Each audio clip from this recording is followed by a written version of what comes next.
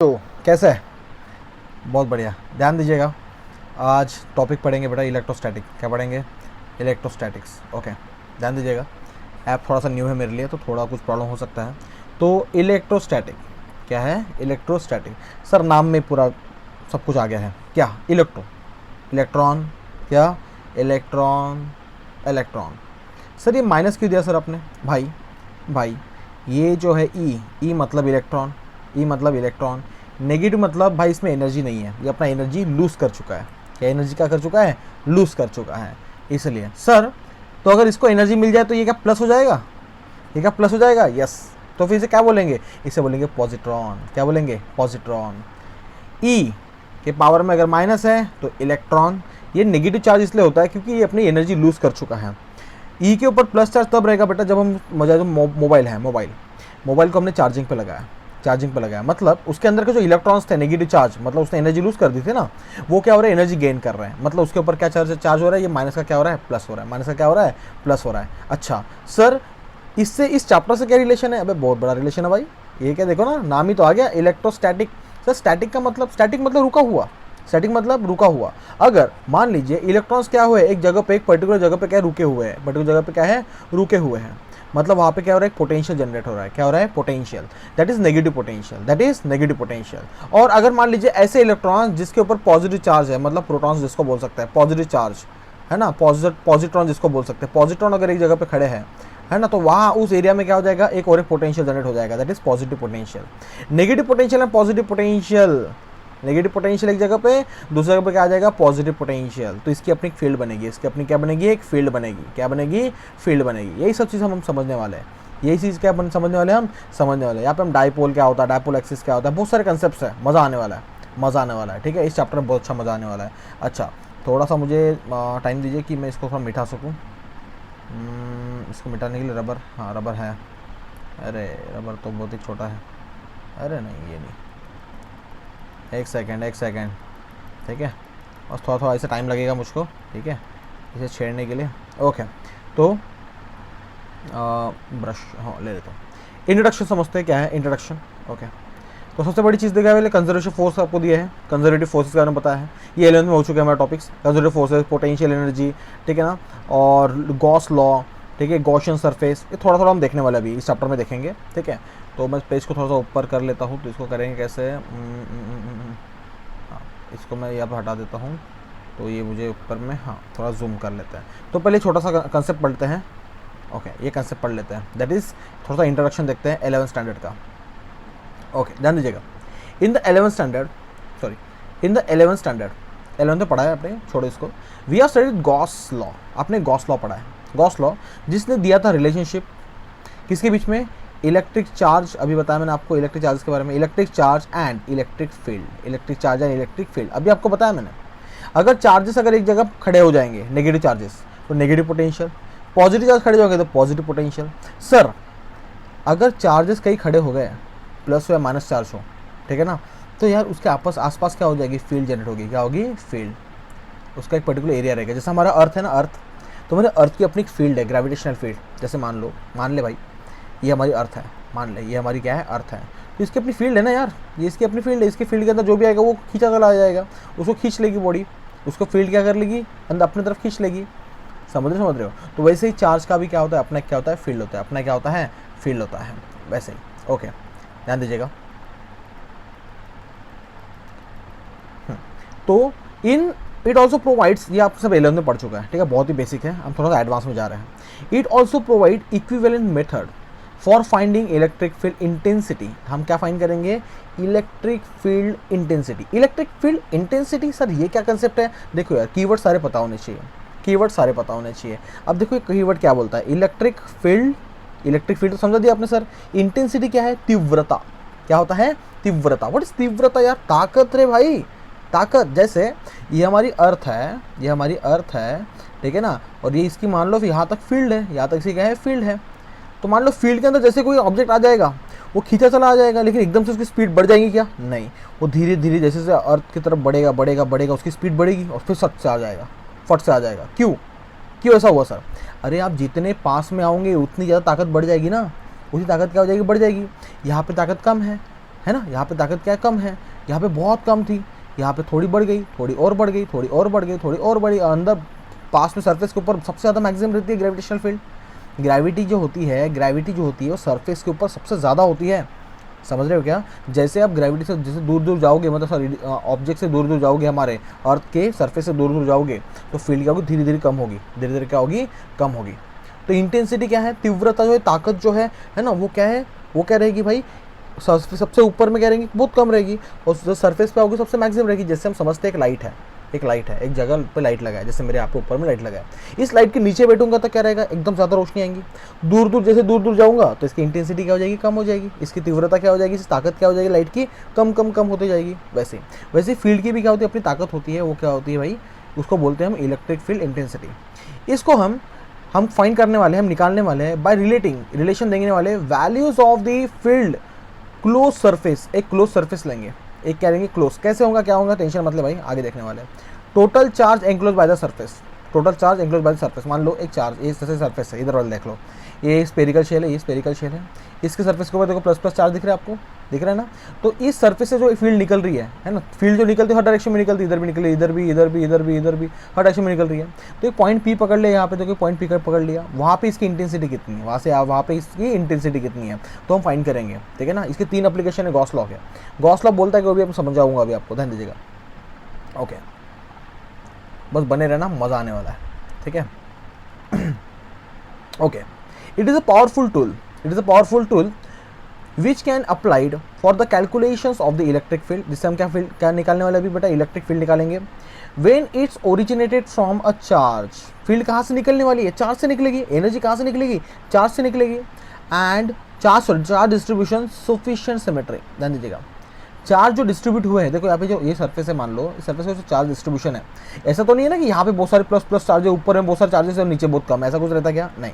Charges जो भी रहते हैं वो पूरे सरफेस के ऊपर क्या रहेंगे, इक्वल अमाउंट में डिस्ट्रीब्यूट हो जाएंगे, इक्वल अमाउंट में क्या हो जाएंगे, डिस्ट्रीब्यूट हो जाएंगे। ऐसा नहीं रहेगा कि एक जगह पे उन्होंने बहुत सारा गुच्छा बना लिया और भाई बाकी यहाँ पे नहीं है, नहीं, हम सिमेट्री के हिसाब से चलेंगे। तो देखो एक लॉ है, ये है गॉस लॉ, क्या है, गॉस लॉ। फाई, ये क्या है बेटा, फाई है, इसको बोलते हैं हम फाई, क्या बोलते हैं, phi is equal to Q upon epsilon not. Sir ये क्या है चीज़, अरे भाई ये 11th में बता रहा हूँ आपको क्या है।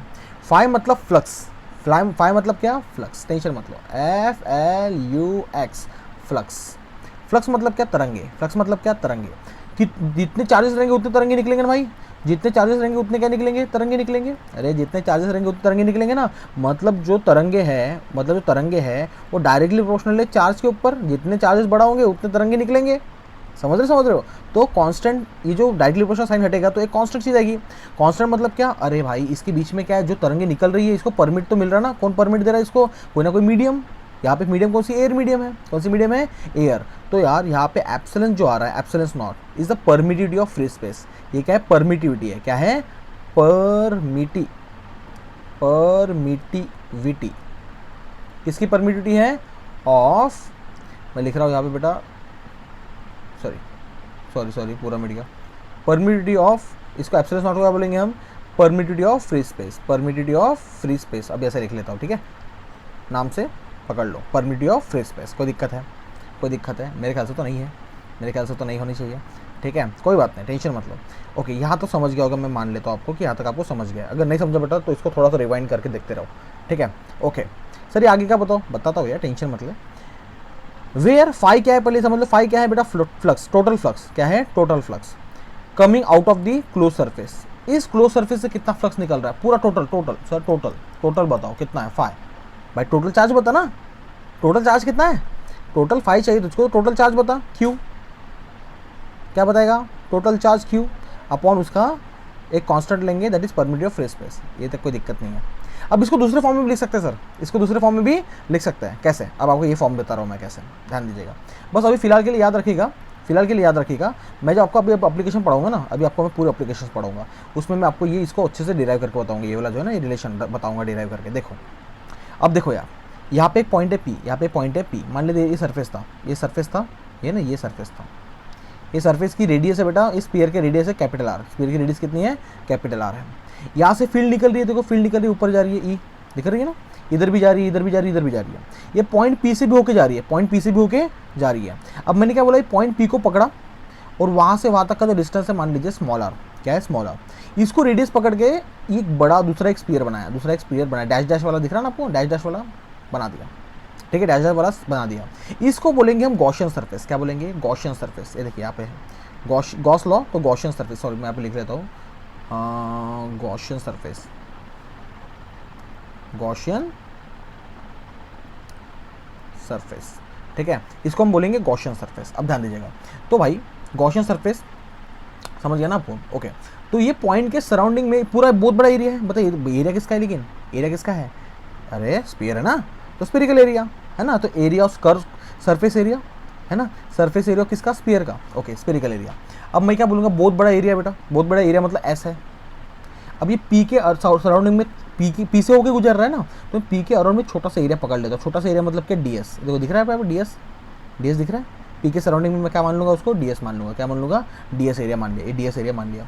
अब सर ये जो एरिया है, ये एरिया के ऊपर परपेंडिकुलर भी इधर निकल रहा है, इसी डायरेक्शन में निकल रहा है, एरिया के ऊपर से परपेंडिकुलर भी इधर निकल रहा है। एरिया जो है देखो आपको बता रहा हूँ, मैंने ये एरिया पकड़ लिया, ये एरिया पकड़ लिया, अब एरिया से परपेंडिकुलर भी इधर निकल रहा है और फील्ड भी इधर ही निकल रही है। दोनों का डायरेक्शन क्या है, दोनों का डायरेक्शन क्या सेम ही है, दोनों का डायरेक्शन क्या सेम है। देखो ना, ये जो एरिया है, ये एरिया, इस एरिया के ऊपर का जो परपेंडिकुलर है बेटा, ये इधर निकलेगा, और इससे फील्ड भी देखो यहाँ से होकर इस एरिया से निकल रही है ना, एरिया से निकल रही है। दोनों का डायरेक्शन मतलब डीएस का भी डायरेक्शन इधर ही है भाई, ई का भी डायरेक्शन इधर ही है, ई का भी डायरेक्शन क्या इधर ही है। अब इसमें होगा क्या, अब इसमें होगा क्या भाई, दोनों जब अगर सेम इसमें है, सेम डायरेक्शन में है, मतलब उनके बीच का एंगल क्या है, थीटा कितना है बेटा, 0 डिग्री, और 0 डिग्री मैक्सिमम कौन आएगा, कॉस थीटा, कौन आएगा, कॉस थीटा। समझ रहे हो क्या, मतलब इलेक्ट्रिक फील्ड, मैं क्या बोल रहा हूँ ध्यान दो, मतलब देखो फ्लक्स क्या होता है, फ्लक्स क्या होता है, number of radiation, number of तरंगे, जो तरंगे निकल रही है, ये बहुत सारी तरंगे जा रही है ना, देखो बहुत सारी तरंगे जा रही है, ये छोटे से एरिया में से कितने तरंगे जा रही है, ये छोटे से एरिया में से कितने तरंगे जा रही है, जितना उसका एरिया रहेगा, जितना एरिया रहेगा उतनी तरंगे घुसेंगी ना भाई, उतनी तरंगे निकलेंगी ना। एक तरंगे को हम क्या बोलेंगे, ई, एक तरंगे क्या बोलेंगे, ई। अब जितना बड़ा एरिया रहेगा उतने ज़्यादा ई निकलेंगे इसमें से, तो E into D S, E into D S, छोटा जितना एरिया है भाई उसमें से इलेक्ट्रिक फील्ड ही निकलेगी, उसमें से इलेक्ट्रिक फील्ड ही निकलेगी, उतना ही क्या आएगा, छोटा सा फ्लक्स आएगा, छोटा सा क्या आएगा, फ्लक्स आएगा। समझे नहीं समझे।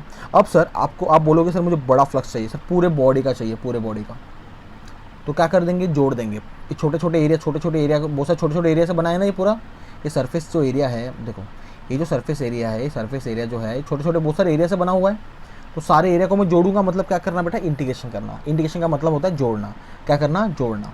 अब देखो ये बोलता है कि E into D S, E into D S, sir ये वेक्टर दिया ना ऊपर में एरो, ये क्या है, ये डायरेक्शन है, क्या है डायरेक्शन। सर अगर ये हटा देंगे तो, ये हटा देंगे बेटा तो अपन यहाँ पे लेंगे कॉस थीटा, क्या लेंगे, कॉस थीटा। कॉस थीटा क्यों लेंगे सर, क्योंकि दोनों का डायरेक्शन क्या है, सेम है, क्या है, सेम है, मतलब दोनों के बीच का एंगल क्या है, 0, और 0 पे मैक्सिमम वैल्यू कौन देगा, कॉस ही देगा, कौन देगा, कॉस ही देगा। समझे ना। एक बात और, एक बात ध्यान रखना, यहाँ पे दोनों का बीच मल्टीप्लाई, सर यहाँ पे मल्टीप्लाई, अच्छा इंटू लिख सकते क्या, नहीं इंटू कभी नहीं लिखोगे, क्यों सर, जब भी कॉस थीटा आएगा तो इनके बीच में जो मल्टीप्लिकेशन रहेगा वो क्या रहेगा, डॉट प्रोडक्ट, क्या रहेगा, प्रोडक्ट, प्रोडक्ट मतलब मल्टीप्लाई। दो टाइप के होता है, एक होता है डॉट प्रोडक्ट, एक होता है क्रॉस प्रोडक्ट। क्रॉस प्रोडक्ट कब आएगा, क्रॉस प्रोडक्ट साइन के वक्त आएगा, साइन थीटा, जब भी परपेंडिकुलर रहेंगी ना चीज़ें तब साइन थीटा आएगा, साइन थीटा के बाद हम क्रॉस प्रोडक्ट बताएंगे।